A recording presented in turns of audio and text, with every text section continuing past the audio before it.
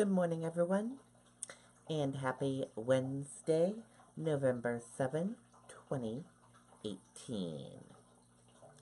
I'm Riley King, and welcome to the Riley King Newscast right here on the Riley King Network. We have lots of news to get to, so let's begin. So, as you know, last night was election night in New Hampshire, and we have your winners and your results from last night. So let's tell you who won. Sununu wins second term as governor as Kelly concedes.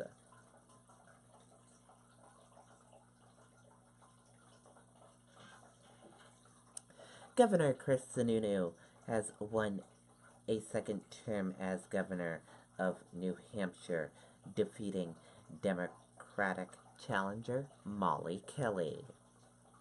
Kelly started out with an early lead as voters began coming in after polls closed at 8 p.m., but she didn't pull in enough votes in the strength Democrat areas to maintain the leads, with 74% of precincts reporting. Sununu led Kelly 52 to 46%. Libertarian Gilletta Jarvis had 1% of the vote. Sununu greeted an extraordinary crowd of supporters and thanked them for their hard work. He said he would continue to work across the aisles and with his own party to get things done. Sununu acknowledged that if it appeared that Democrats would take majorities in the State House, Senate, and possibly the Executive Council. Kelly also thanked her supporters and said they ran a good campaign.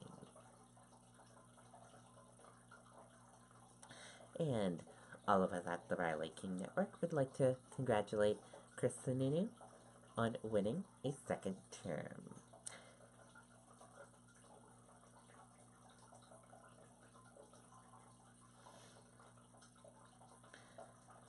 Pappas wins congressional district seat over Eddie Edwards.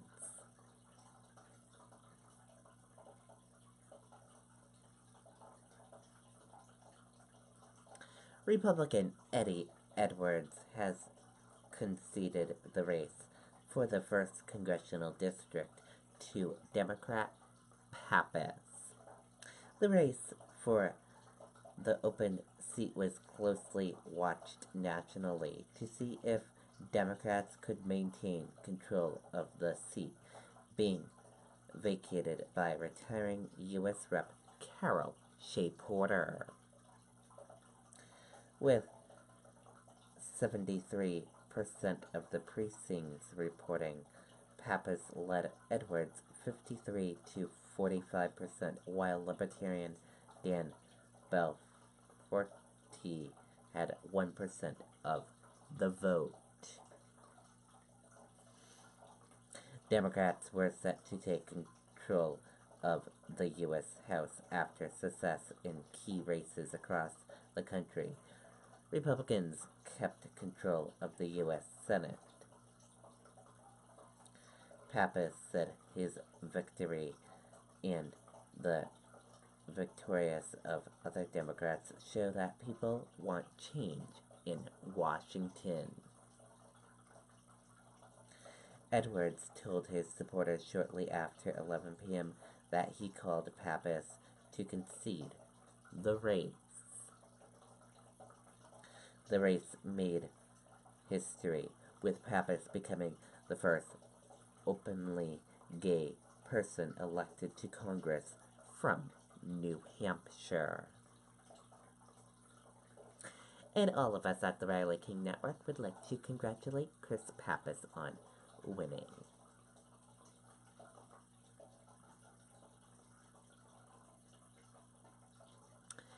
Annie Custer wins fourth term in Congress with victory over Negron in 2nd District.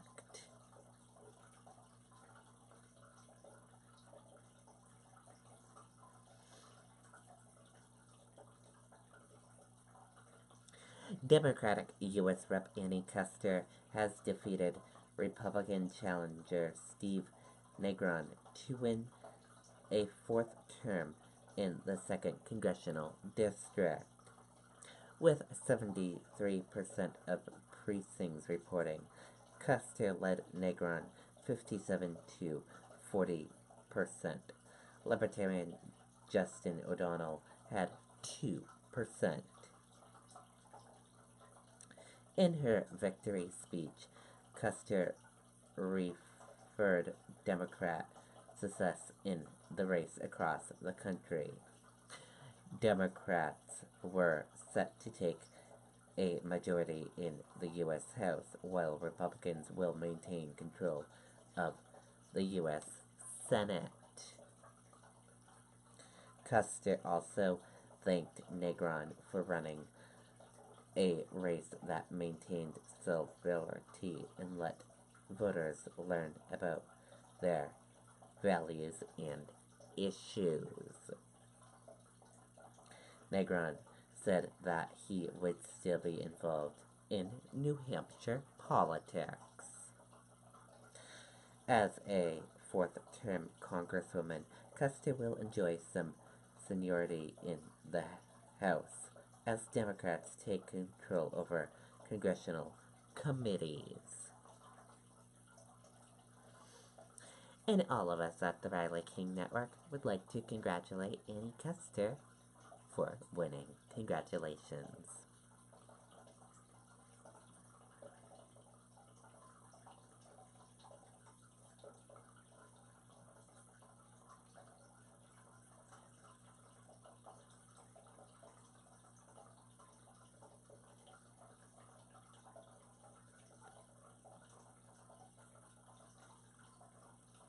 And Granite Staters vote yes on ballot questions.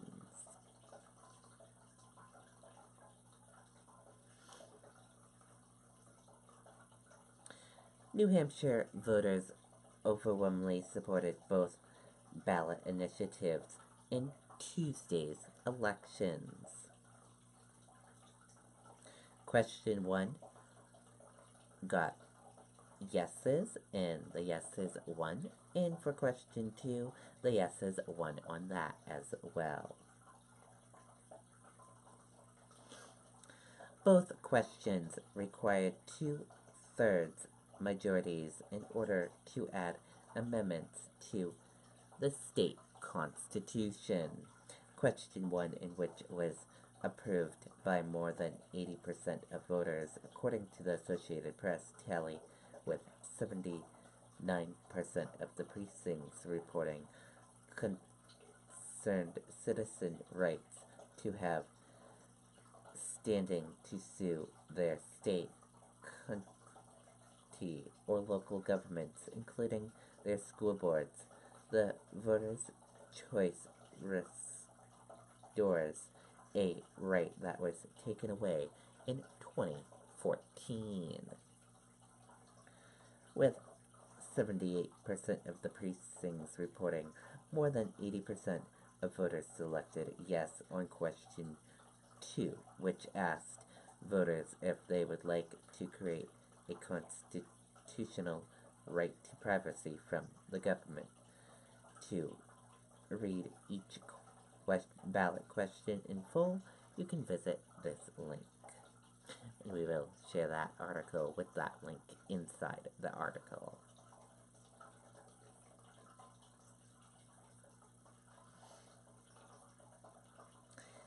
And the midterms elections in New Hampshire was very good this year.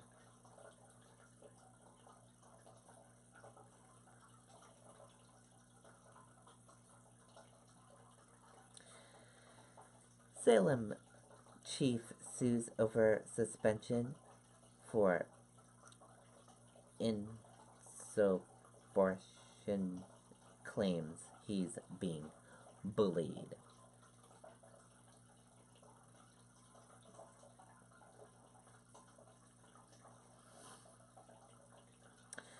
Salem Police Chief Paul Donahue is fighting a 2-day unpaid suspension he received in August after a spat with Tom manager Christopher Dolan, claiming it was unlawful and unresponsible. Donahue has filed an appeal in Rockingham County Superior Court asking a judge to throw out the suspension issued by Dolan, remove it from his personal file, and award lost pay and other benefits. The reason for the suspension were outlined in a memorandum Dillon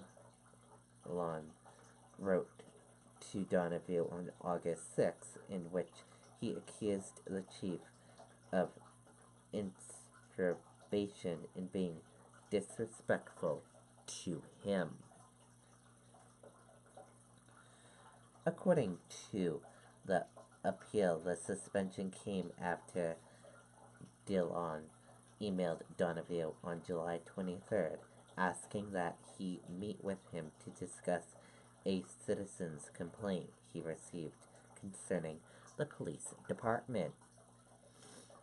During their meeting, the appeal said Donahue reminded Dillon that the police union had previously warned him that interfering with citizen complaints can violate its contract with the town, and asked Dillon to direct anyone with a complaint to the police department for proper processing and investigation.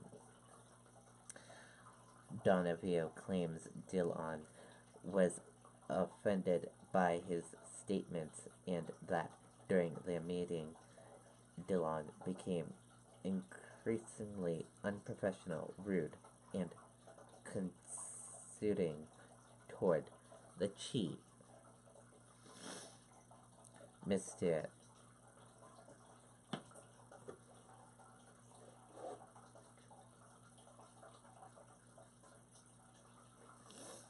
Sorry everyone, I have allergies.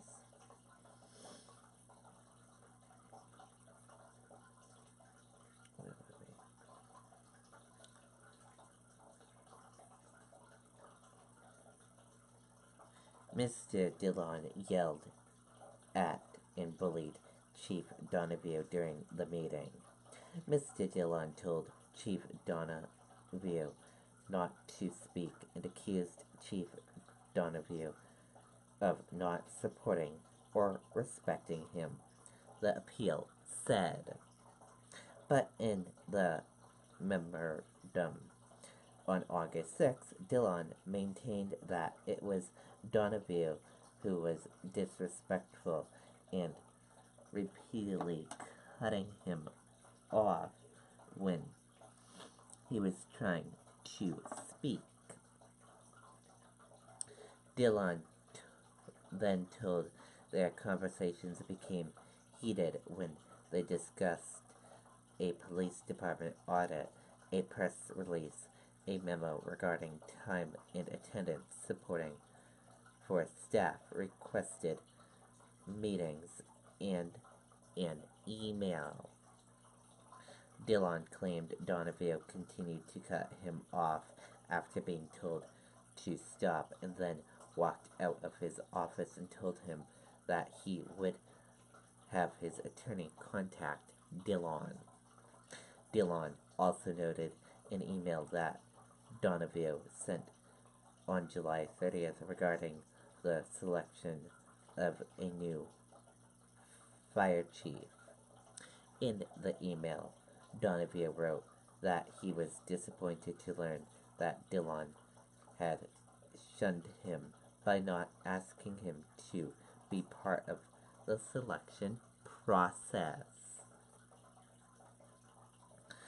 Dillon didn't reply to the email until August 6th, when he sent a response in which he accused Donovan of blasting disrespectful and inborration, and called for a meeting at his office on August 7th.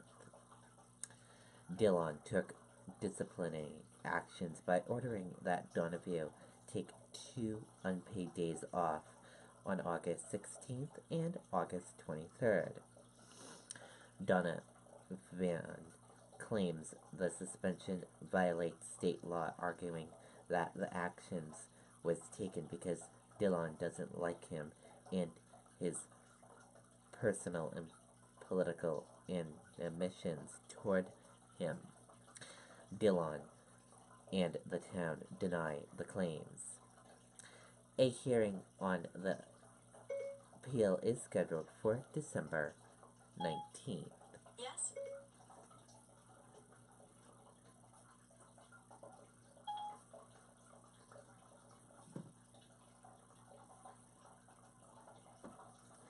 Sorry about that, everyone. And now let's take a look at your stock market, your European stock market right now. And here's a look at the European stocks. Everything is in the green this morning, as you can see. So that is good for the European stock market.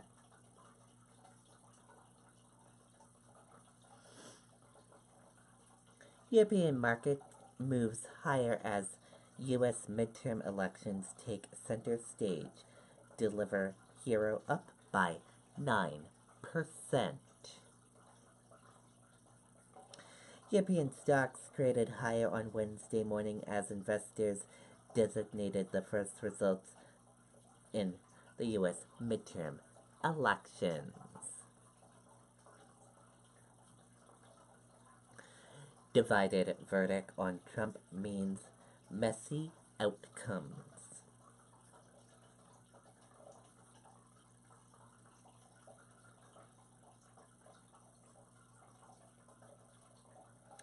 A divided country has rendered a divided verdict. President Donald Trump sends rebuttion in House voting nationwide, yet he was virtually in voting that took place for Senate seats and a smattering of governorships, endorsing an agenda and a style of governing that inspired the very backlash that cost his party the House. It's a messy outcome with vast consequences for Trump, starting with coping with the House of Representatives controlled by the opposing party.